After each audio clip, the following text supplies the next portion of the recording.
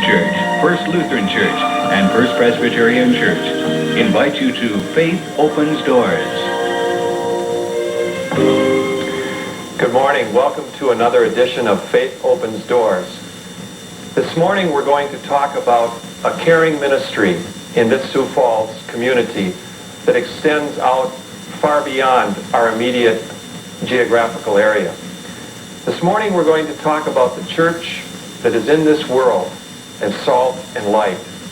And with me this morning as my guests are Joe Gross, who is the director of the Banquet ministry here in Sioux Falls, Sandy Ains, who is the director of the St. Francis House Shelter, and a very familiar face, our good friend, Pastor Chuck Landon, who is the senior pastor of First Baptist Church.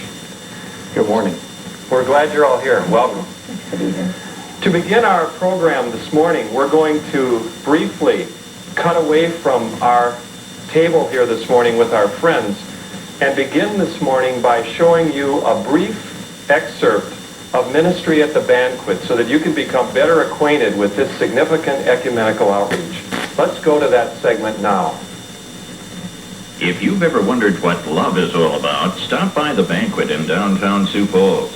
Every Monday and Thursday evening and Saturday noon, Banquet staff and volunteers put on a powerful demonstration of love in action. A total of over 2,000 Catholics, Jews, and Protestants from more than 80 churches and organizations make up the volunteers who cook and serve the 3 weekly banquets. They come from Sioux Falls, Brandon, Beersford, Gerritsen, Rowena, and Canton. They come with love in their hearts.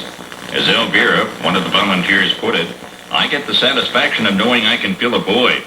Besides, she adds, when you give of yourself, you receive tenfold in return. And the volunteers do usually receive more than they ever give. Case in point, Debbie, once a guest, now a volunteer. Just a few years ago, she was a very discouraged, very depressed, very angry person. Now, Debbie will tell you, I feel at peace. I feel accepted. I'm more encouraging. And I want to bring forth in others what was brought forth in me. And that's what the Banquet is all about, too. Bridging the gap between two groups of people. At the Banquet, it's not a matter of them and us, but rather they are us. As one young guest commented, this is like heaven. It's the only place in town where I'm comfortable. The Banquet got its start in the spring of 1985 as an ecumenical outreach of the Catholic Diocese to feed the hungry and poor people of Sioux Falls. It's located at 300 North Main Avenue, right downtown. Joe Gross is the Banquet's volunteer director, while Rob Bender acts as her right-hand man and Maggie Hagan as her kitchen angel. Joe begins each night with an orientation with the volunteers. After the meal is served, she follows up with a volunteer feedback session. Joe feels that feeding the poor is everybody's job, so the cornerstone of the program is really the volunteers. They prepare most of the meals in the Banquet's own kitchen, menus that usually include a salad, casserole, bread, dessert, milk, and coffee. The Banquet is supported solely by donations of food, money, and time from individuals and groups. Guests average about 275 each night, but sometimes over 400 are served. Almost a third of these are children. Other guests might include unemployed workers, single parents, alcoholics, the handicapped, elderly, and homeless people. There are no strings attached to the Banquet ministry. We look on the Banquet as a community of hope, Joe explains, not the kind of hope that says everything will be wonderful tomorrow, but the kind of hope that says God is alive and we care because God cares. We don't solve the problem, she continues, but we can provide a moment of caring. More than anything, Joe says, we believe the poor should never be served poorly.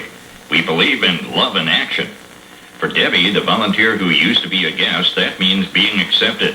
For a guest whose husband is in the penitentiary, it's discovering, as she looked at those around her, that her problem didn't seem so bad after all. On the wall of Joe Gross's office is a piece of calligraphy given to Joe by a volunteer. It reads, "It's true that in a way the poor call forth that which is the most beautiful in other people, our desire to give life.